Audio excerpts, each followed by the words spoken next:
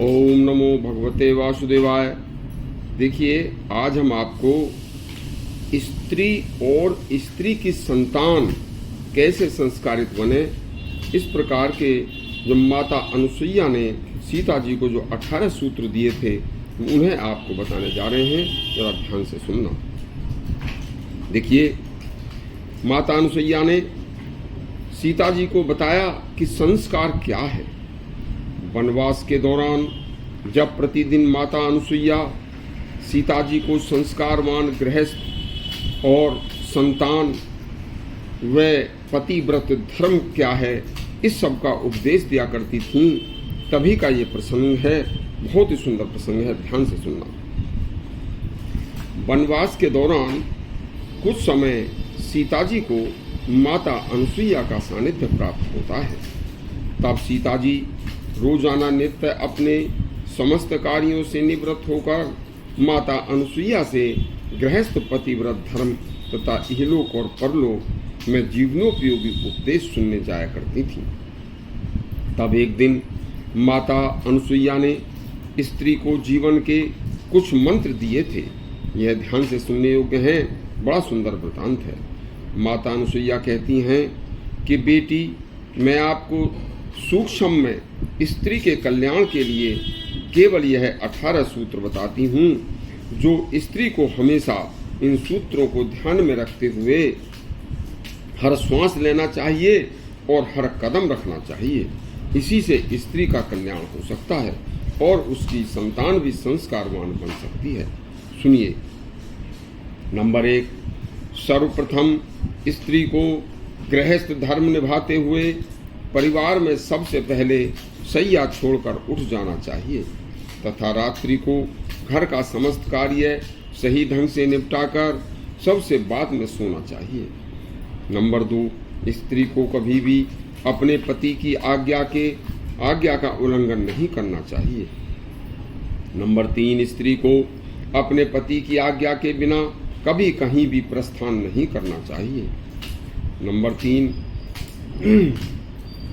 Number 4, स्त्री को अपने पति की तरह ही घर में सास ससुर आदि की भी पति की तरह ही सेवा करना चाहिए, क्योंकि वह उसके पति के भी पति है।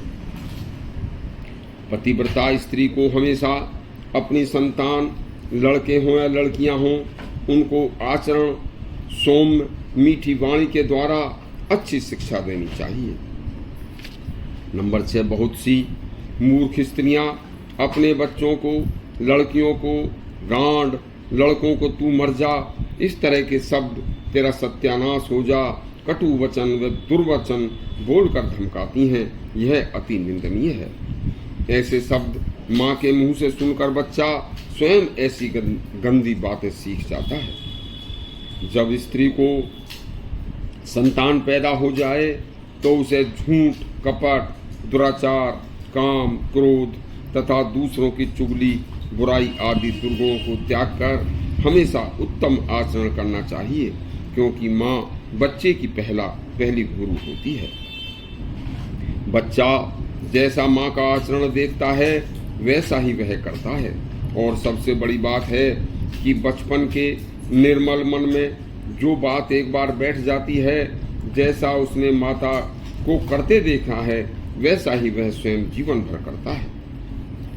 बच्चे का दिल अति कोमल होता है, उसे कभी झूठ बोलकर बहकाना भी गलत है।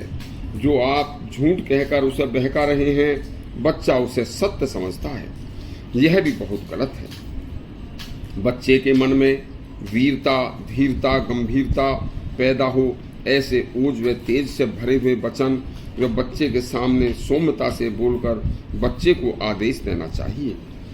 नंबर 10, अश्लील, गंदे व कड़वे अपशब्दों का प्रयोग कभी भी भूल कर भी बच्चे के सामने ना करें।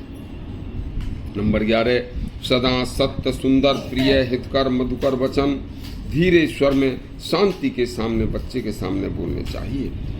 बच्चे के सामने कभी भी भूल कर भी पति या किसी अन्य स्त्री या पुरुष से हंसी मजाक या कोई अश्लील व्यवहार नहीं करना चाहिए। यदि आप ऐसा करती हैं तो आप अपने बच्चों को व्यभिचार की शिक्षा दे रही हैं। नंबर 13, घर कभी कोई गंदा चित्र या गंदा साहित्य घर में नहीं लाना चाहिए। नंबर 14, घर में हमेशा धार्मिक तथा ऋषि मुनियों के ग्रंथ में उनके चित्र लगाने चाहिए। नंबर 15, घर में सुबह शाम हमेशा घी का दीपक जलाकर संध्या भजन अवश्य करना चाहिए। नंबर 16, बच्चे को जो सुसंस्कारित आचार्य अध्यापक से ही शिक्षा दिलानी चाहिए। नंबर 17, बच्चे को कभी भी असात्विक भोजन नहीं देना चाहिए। नंबर 18, बच्चे के गुरुकुल आज के जो स्कूल हैं उनका समय समय पर निरीक्षण करते रहना चाहिए।